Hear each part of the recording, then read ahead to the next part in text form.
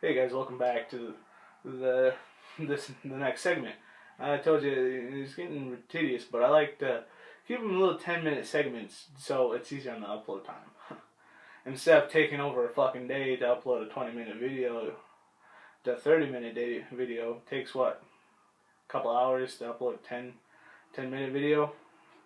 Sometimes not even that, maybe an hour. Plus it's easier on you guys because then you guys can just watch the video in segments whenever you guys want. But anyways, pretty much what it did was they got fired. One of them got fired because they brought the fight into their job, which she was like, be careful what you post, especially in your job workplace, because they do work at that, and everybody can see it. And with that, people don't just keep it outside of the job; they can bring it into the job as well and make it to where it's not a good work environment. Like I said, case in point, fucktards. I myself, I really don't. I on my Facebook, I like the funny posts, and I like, I do have marijuana posts, but that's freedom of speech. I don't really post, I post advocacy for legalization, and some tidbits of news related shit that's going on with legalization, because I like to read that shit, and I like, I have other like minded people on my Facebook, and they love to read that, and maybe they haven't read it yet, and they look at my Facebook every once in a while. But I don't really post too much personal shit, like family drama or whatever. I keep it kind of personal to me, like what my weight loss thing. Oh, I forgot to tell you guys, I went to the doctor yesterday. Um, I lost over the course of like 6 months, 5.5 to 6 months. I've lost 70 pounds. I'm down to 428 from I was when I first started back in December of last year. I weighed about 500 pounds. I weighed 498. Fucking A, guys. It's not just all. A lot of it's cutting down eating. My portion size. And I've been eating 3 meals a day. They want to get you to eat about 6 small meals a day.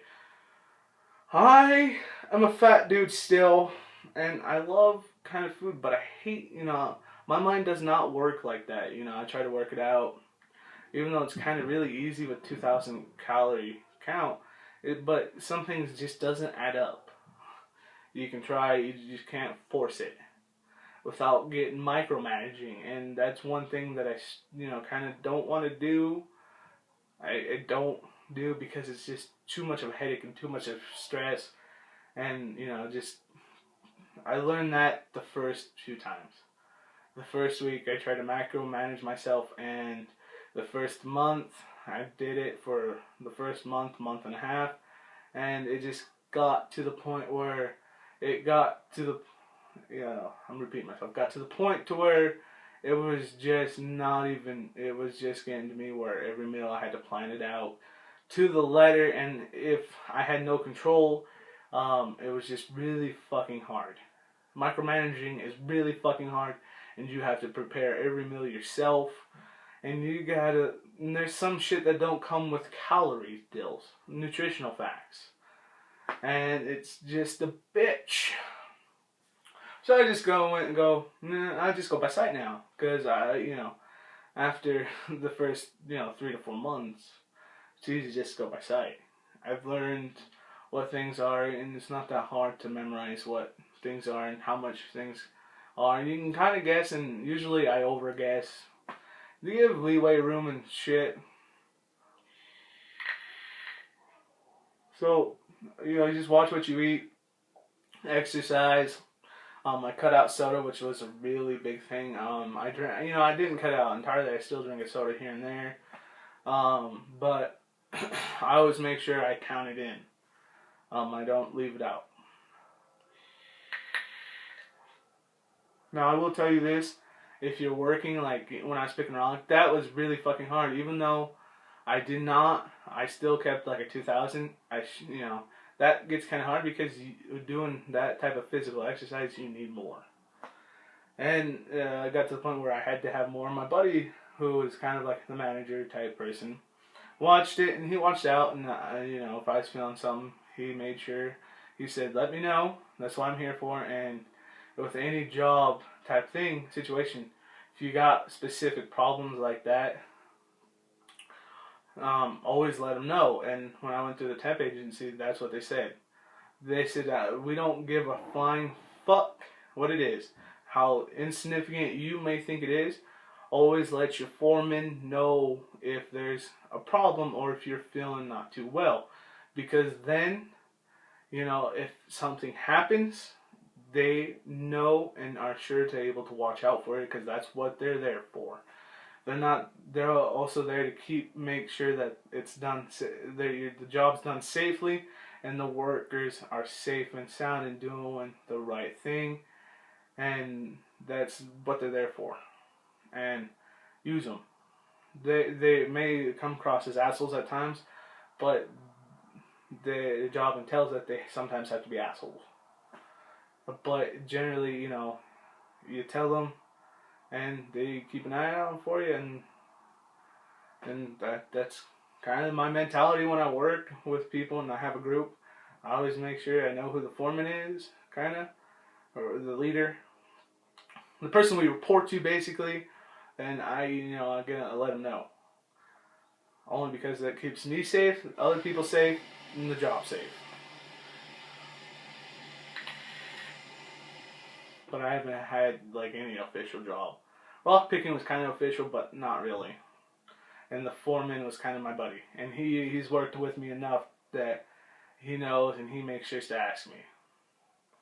But as she's going with that.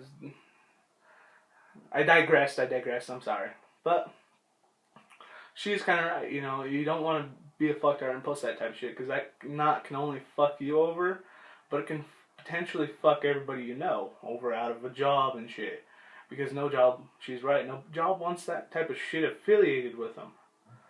Another thing is that it does increase your heart rate. Marijuana does, but it does not increase blood pressure, and that's the one thing you really have to watch out for. The heart rate, it increases with any physical activity you do. You'll know when you have overexerted yourself with your heart rate, because you'll feel it. But with your blood pressure, that's something you really got to watch out. And marijuana is known to decrease blood pressure due to it's a stress reliever. Major point. Stress is the number one cause for high blood pressure. Now, whatever type of stress it is, still stress. It causes your blood pressure to skyrocket. Not necessarily mean your heart rate isn't too much of a good thing can turn into a bad thing. So just watch that out. Be safe. Don't be fucked hard. And that's pretty much what I would say to anybody. I personally, I do toke it every once in a while, even things I don't view it as a bad thing. I make sure I'm safe. I've been taught by old school people. I don't ingest anything I don't know something about. Other than kind of pills, which I should be, but the pharmacist usually tells me.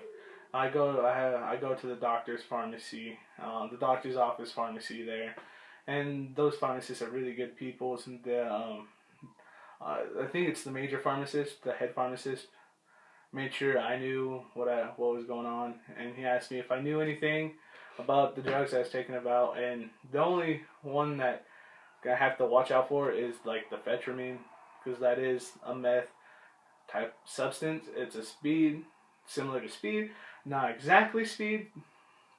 You do get a high from it, which helps increase energy. It's not a significant high. You get used to it. You don't even feel it, but you do like 24 milligrams of nicotine. You smoke in the morning. Well, after you take that, you will get some really good feelings. I will tell you that just from personal experience. But what it's intended for is to help you lose weight, cut down your appetite, and give you a little bit of an energy boost, and that does its job nicely. The lisinopril, which is a blood pressure medicine, which the only side effect he said, it gives you kind of a dry cough every once in a while. So he's like, it becomes a pain in the ass. Just tell your doctor and say, hey, becoming a pain in the ass. So, that's what the pharmacist is there for. They're the best drug dealers in the world because they let you know, alright? They look out for you. Especially the good pharmacist. They'll watch out for you. They ain't gonna give you bodily injury, and they make sure you know the risk. Which is what you want in a good pharmacist. Like I said, they're the best drug dealers in the world, and they're the legal ones. But anyways, I digressed. But guys, just don't be fucktards. Alright, the number one thing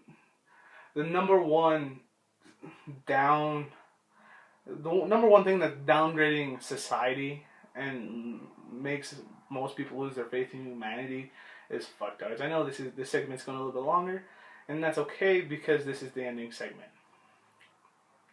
But I will say this, the number one thing that's running the United States of America down to the ground is fucktards. And we as the people, the smart, the non-fucktards, have tremendous power in large numbers. One voice is all it takes to gain a louder voice of many. And that's what it's going to take. It takes a lot of voices, and it only takes one to start that. So, just fight for your rights. With vaping, probably the safest alternative to smoking. I'm gonna go as far as the safest, even safer than chewing tobacco.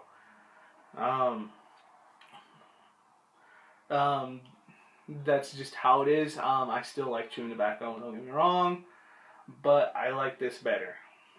I like this alternative a lot more. Fills all my needs. I don't, no sore gums, no nothing, no sore. I will say, when I first started, I did get a sore tongue from sucking in, but that's from other shit as well. But that happened the first time, only once though, and that was from other shit as well. No, I digressed again, but oh well. Just be smart, be careful in anything you do in your life. Think about your consequences and the consequences that's gonna have. Just think about the consequences and the trickle down effect. Because just because your actions may not affect you directly, it could affect the people around you. Just like with vaping, I try not to, try to make people aware and ask them if they're allergic to anything, because usually I know the flavorings in my juices, and if they're allergic to the fruit or whatever ingredients I'm vaping on, I won't vape around them. So, it's not as bad as, it's a lot less harmful than secondhand smoking. Even when I was a smoker, I made sure I asked, I tried to blow it away from people. I made dipping made that a lot easier because I didn't have secondhand smoke. And as long as they didn't drink the fucking spit, the dip spit, they were fine. But, I just want to end it with that, and I'll get to the shout outs. Skullcross Dips for, kind of giving me a little bit of an idea of what for this video. I want to give a shout out to everybody who's watched my channel, stuck around with my channel. I don't want to go into specifics because that's a long list, and I'm getting up there in time that I don't want to go. But anyways, shout out to everybody. Just give a shout out to everybody in general. My subs, the people who watch my videos, the people who like my videos, and anybody and my subscribers, and anybody who's going to be my subscriber because they found my videos whenever. I just want to say thank you, and I hope you guys have enjoyed this video, the segments and shit. But anyways, I want to leave you off with this. Guys, don't be a fucktard if you can. Think of your consequences. And do whatever the fuck makes you happy. Fuck the haters. Whether it be whatever it is. Just do